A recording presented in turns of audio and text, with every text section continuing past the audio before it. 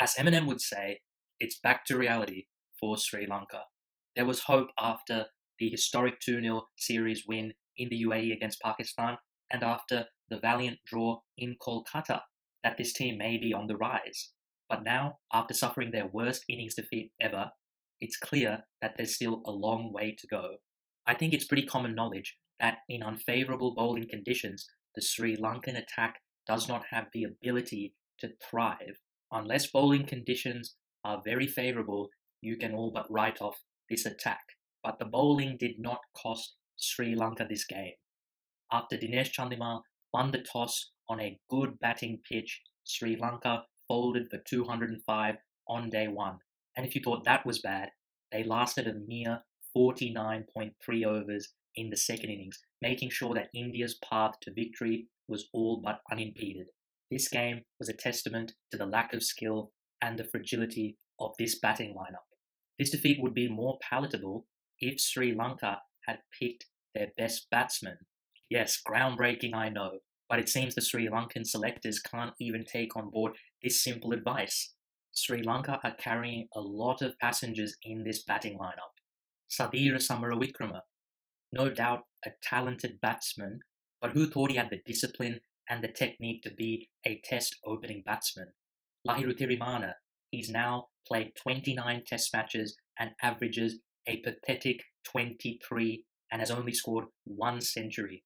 How many more chances can this guy get? Once touted as the heir to the throne of Kumar Sangakkara, Sri Lanka cricket need to accept that this is a failed project.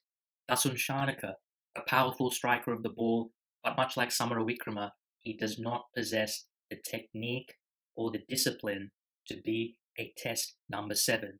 And what about Angelo Matthews? For the last few years, he's been picked on reputation alone. In his last 19 test matches, he averages 27.8 with the bat, and he has not scored a test century since August 2015. That is not a small sample size. This is a sustained period of poor performance from Angelo Matthews, yet no one is questioning his place in the team. And what's more, he doesn't bowl in Test cricket anymore. He's playing purely as a batsman. But such is Sri Lanka's predicament that they probably need to keep him in the team because of his vast experience and the inability of others to prove themselves at this level. So what's the solution? Pick your best batsman.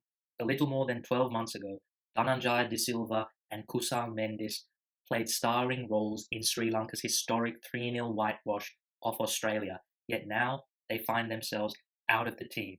These are two supremely talented players, yet the selectors have discarded them after a few failures. These players are at the beginning of their international career, and given the gulf in quality between Sri Lankan domestic cricket and Test cricket, it's always going to take players a while to adjust to the Test level. The selectors have to be more patient with these players. It's not like this is a winning team, so you might as well give opportunities to young, talented players. Speaking of Mendes, I thought the reason he was left out was pretty interesting. The chief selector, Graham LeBroy, said, and I quote, "We don't want a situation where he plays 2 more innings, gets 2 low scores, and then drop him and destroy his confidence further.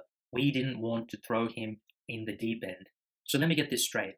You made Sadira Samarawikrama, a middle order batsman, move up to open the batting in his second test match against the best team in the world in their own backyard. Is that not throwing him into the deep end? He's had several failures on this tour now, so you're going to drop him and destroy his confidence, right? Oh, the irony. This is why the Sri Lankan selectors have no credibility. What's more, Asela Gunaratne, he was left out because he didn't have the requisite match fitness. Once again, a very interesting reason. Angelo Matthews came straight back into the team after being injured for 6 weeks, missing the whole Pakistan tour. So he was match fit, having not played cricket for 2 months through injury. Sure, once again, the Sri Lankan selectors have no credibility.